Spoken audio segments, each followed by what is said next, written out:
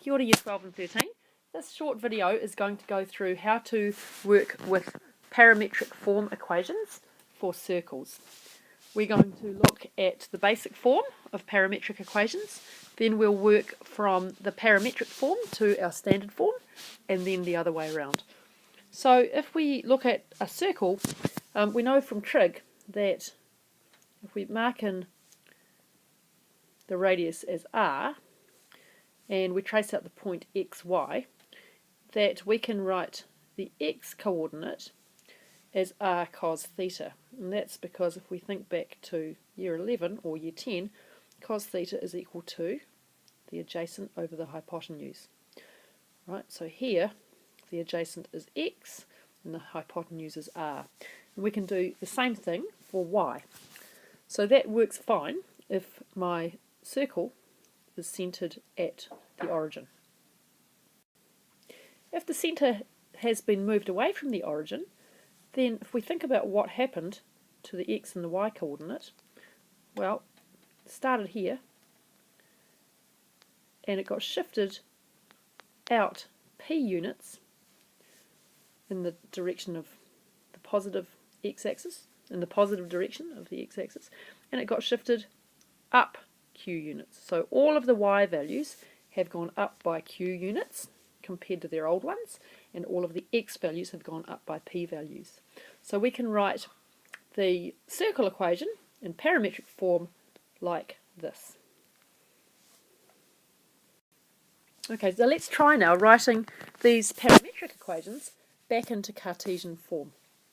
So how this works is that we remember from trig the identity that cos squared of theta plus sine squared of theta equals 1. So now we're going to work with x squared plus y squared. So x squared plus y squared is going to equal 9 cos squared theta plus 9 sine squared theta. Right, I'll just pop up here, and that equals 9 times cos squared theta plus sine squared theta, which is equal to 9. Alright, so now I've got my circle equation in standard form, and I'm just going to squish it in underneath the Cartesian form. So here we go, x squared plus y squared equals 9. So we've converted from parametric to Cartesian form.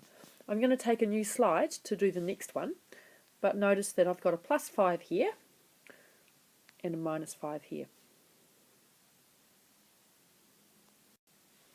Okay, so x is equal to 6 cos theta plus 5, and y is equal to 6 sine theta minus 5.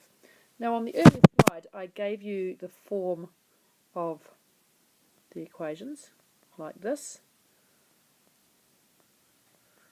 so you could just use that, and from that you could write, we know that the centre is at PQ, so we can read off from here the centre value must be at 5 and negative 5, and the radius is 6. So that means that my circle equation will be x minus 5 squared,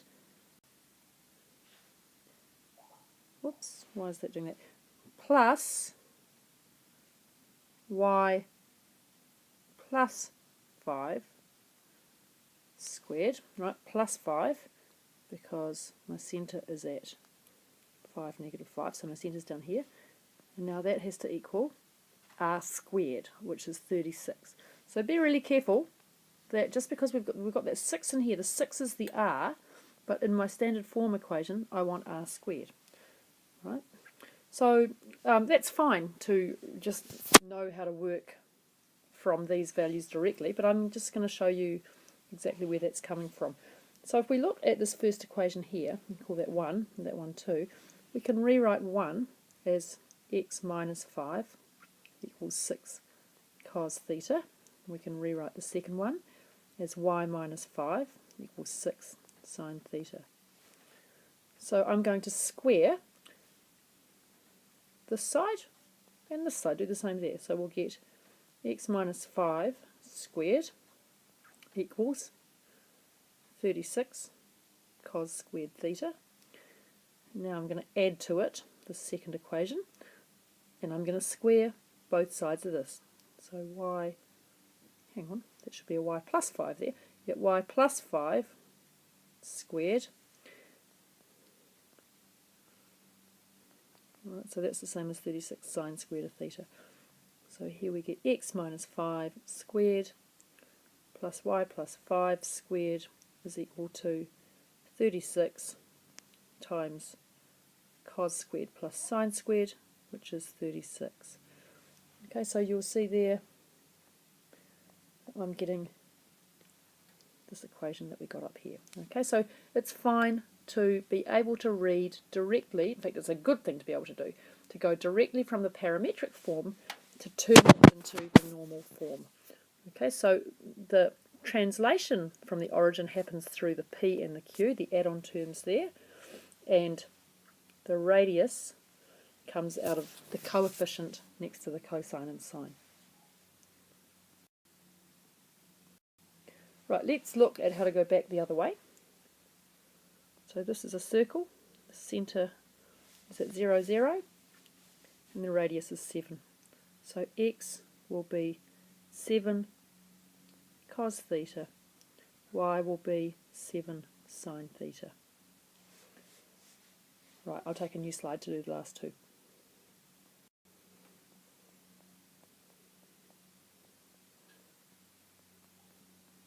Let's just have a quick look at what we've got going on here. So the x coordinate is still 0, but the centre for y has moved up to 6. So it's going to be a circle. It's going to look something like that. Well, that's meant to be a circle, okay? It looks like an ellipse, but it's really a circle. So x is still going to have parametric equation 7 cos theta. But the y values have been shifted up by 6 units, so the equation is going to be 7 cos theta plus 6. Right, one more to go, involving your favourite algebra technique, completing the square. Alright, so the next question is this: x squared plus y squared minus 2x plus 8y plus 8 equals 0. So x squared minus 2x plus y squared plus 8y plus 8 equals 0. Right, so box those and those. So we get x minus 1 squared. I've added in 1, so I have to take it out. So I've added in the 1 here because that is plus 1. Next one, plus y plus 4 squared minus 16 plus 8 equals 0. So that's giving me x minus 1 squared plus y plus 4 squared equals 9. So now I'm ready. Alright, so now I've just got room here to write the parametric equations. So, no I don't. Well, I'll squish it in. So here's the circle is centred at 1 and negative 4. Right, so that means that x is going to equal, the radius is 3, so x will be 3 cos theta plus 1, and y will be 3 sine theta minus 4. Okay, so the steps in there were first complete the square, then use the standard form to identify the centre and the radius, and do a wee sketch, and then put them into the parametric form of the equations. Okay, thanks for watching. There is plenty of practice at this in Delta, chapter 38.3.